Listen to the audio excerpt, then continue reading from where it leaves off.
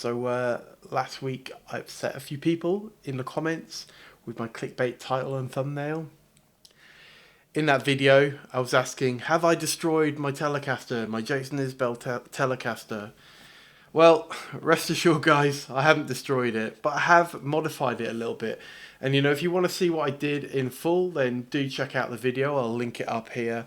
But essentially, I've sanded down the neck to bring it more in line with my Strat and with my Mariposa. I'll show you what I've done.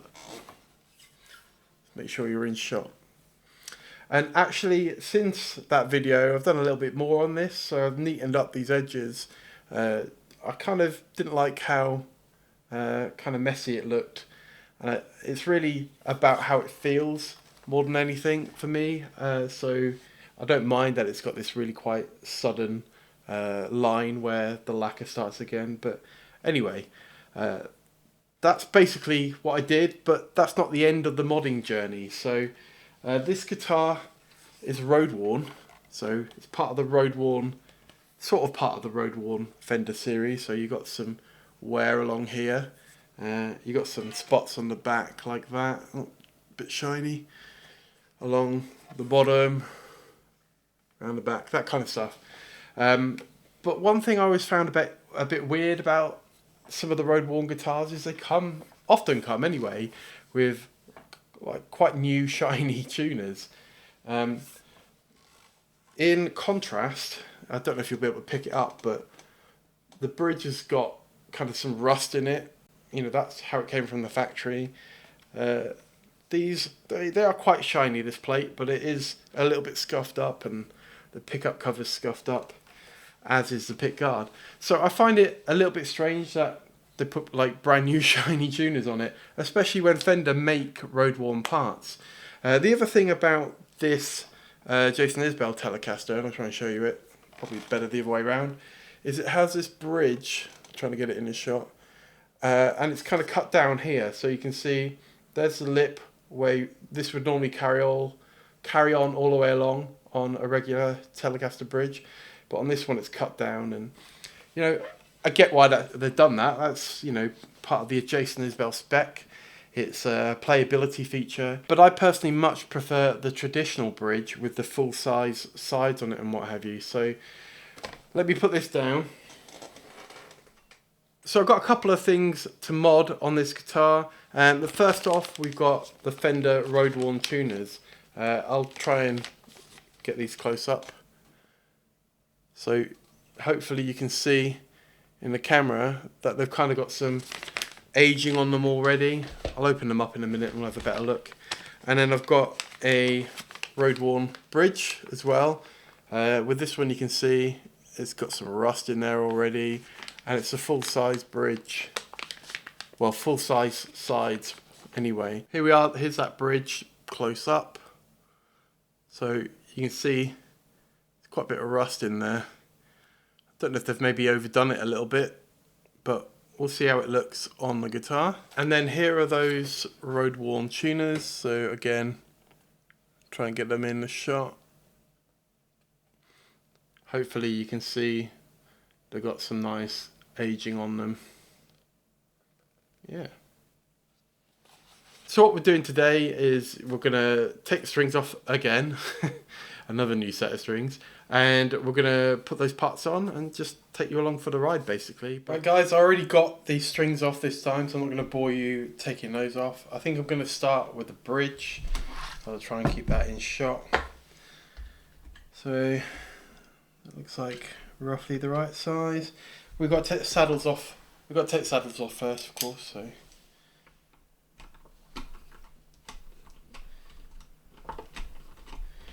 I'm going to reuse these saddles as well, because these are brass and those are not. I guess they're steel on the other one, but these are kind of road worn as well anyway, so I'm not too worried about that.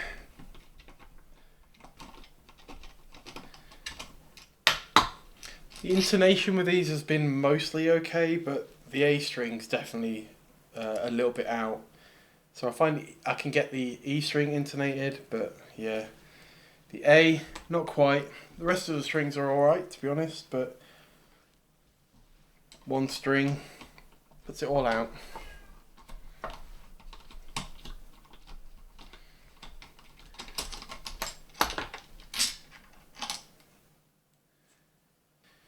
Right, so now we can get to the screws holding the bridge in place. I'm probably going to reuse like all the screws that are already in the guitar. The replacement parts do come with screws and what have you, but I'd rather just use the existing bits.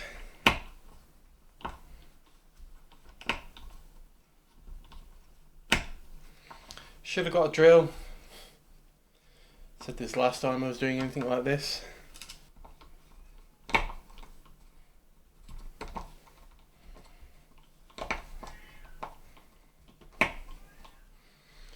Might be able to hear the cat in the other room moaning. Very chatty cat.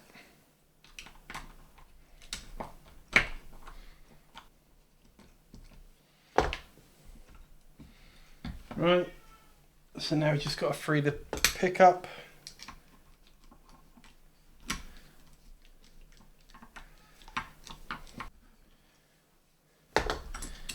Right, mostly there we go. So we freed the pickup. We want these screws, of course, so it's just, I'll bring it around to the camera, just held in place with this surgical tubing stuff.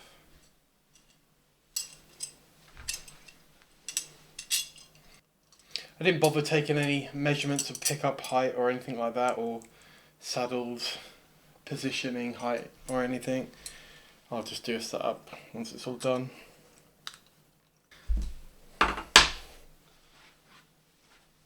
So this is what we're replacing it with. I'm going to take the saddles off. You can see it's got this kind of, I don't think it's fake rust, but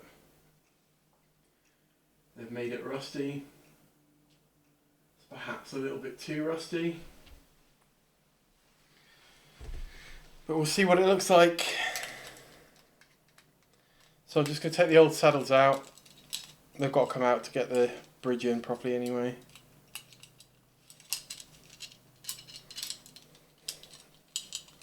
The main thing about this for me is getting the full bridge and not having that kind of cut down bridge. I know it's kind of stupid because really that bridge makes the guitar a bit more playable, but I'm a sucker for vintage correct, even though this guitar will never really be vintage correct because, you know, it's made in Mexico, it's got the skunk stripe on the back of it, all that stuff.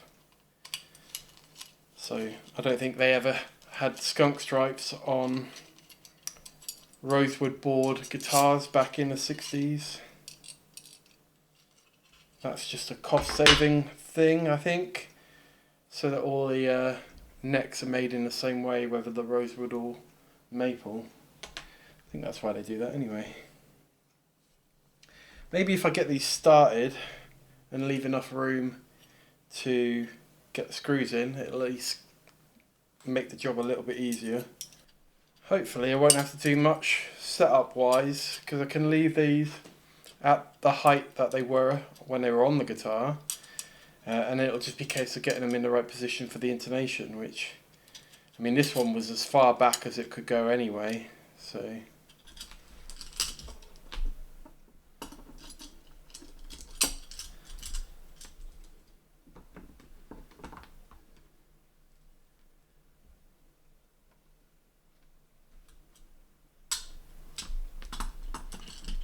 I've got to get them all in to begin with.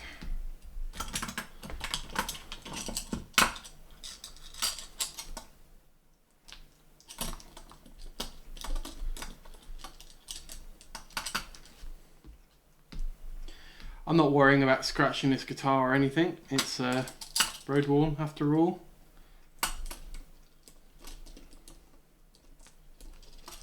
Right.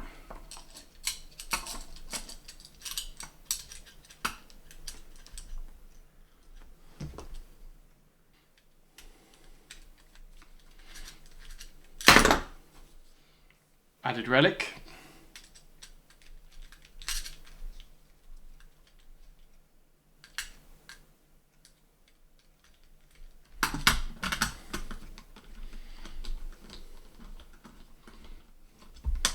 There we go, pickup is in. Let's say I don't remember exactly where it was set, but I'll figure that out later.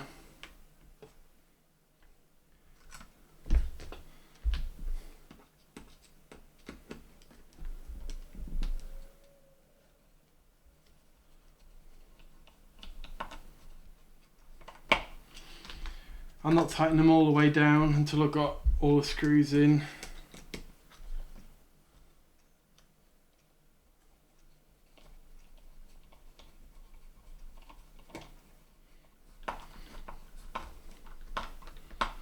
Right, let's tighten them down, and that's the bridge done.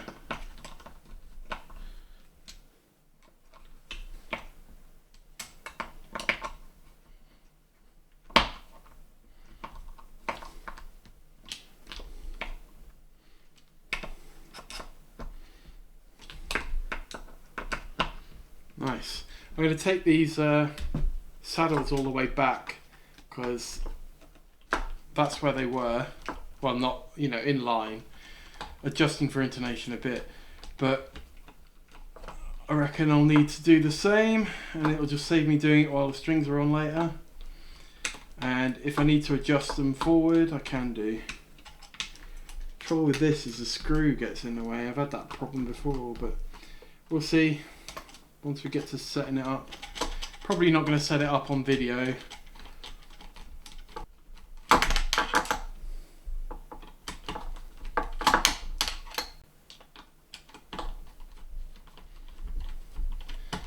Right, that'll do for now. I'll bring that up and show you. There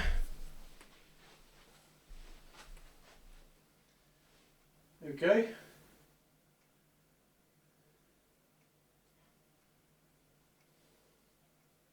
Looking good. Looking good, looking good. Right, next up, I need to tackle the tuners.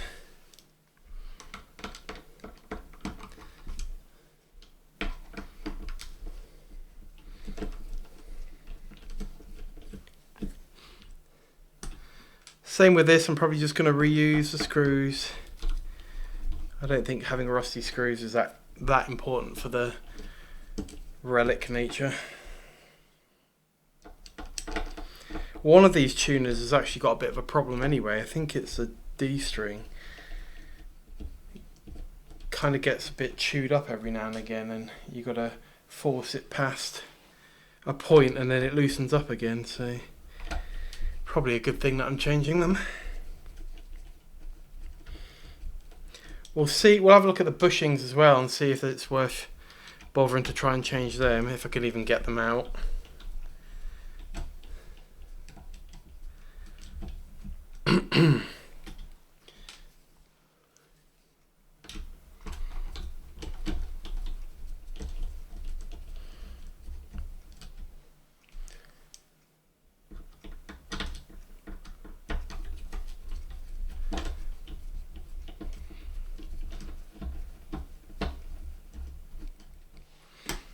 And what I'll do as well is I'll show you the difference close up.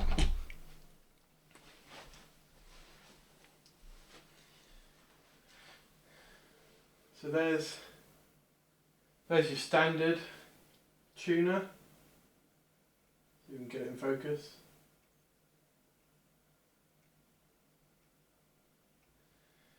Here's a road-worn one. Subtle, but you can see it's kind of oxidized and what have you.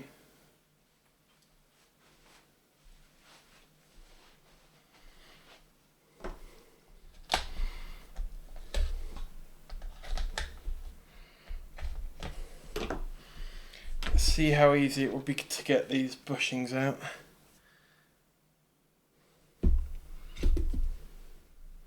I reckon. Will this fit through? No.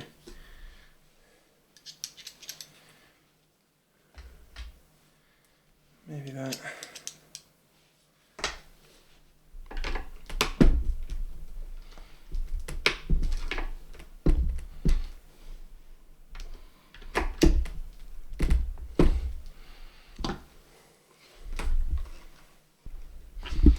Honestly, they're pretty similar looking. I don't think I'm going to bother changing the bushings. I won't get them out easily anyway. They're not going to come out easy, so I reckon I'm just going to do a straight swap. Put the new tuners in. They look okay. They don't look particularly shiny.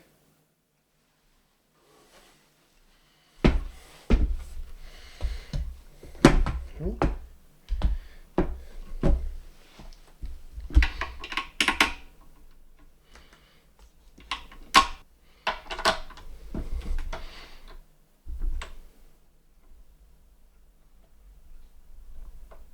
Shouldn't need to worry about lining them up because it's already got screw holes.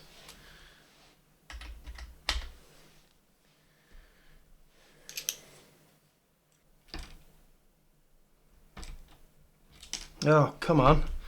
It's going well, isn't it?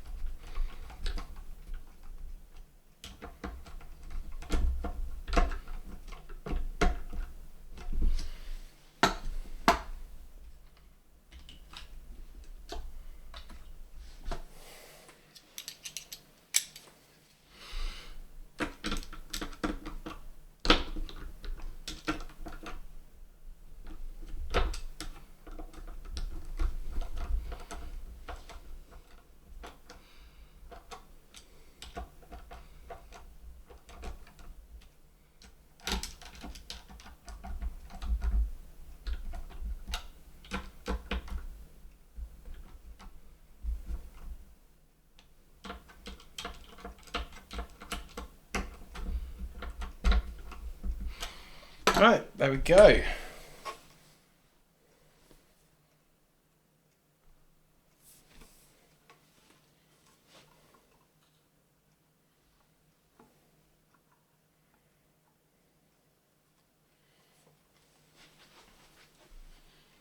What do you think?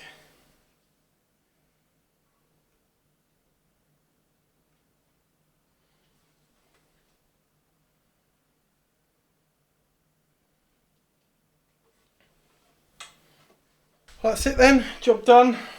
I'm gonna restring it off camera. Pretty happy with how they look.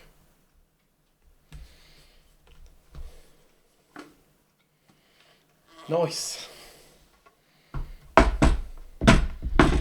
Guys, thanks for watching. I hope it wasn't too boring. Like the video, subscribe and all that good stuff, and I'll catch you in the next one. Cheers.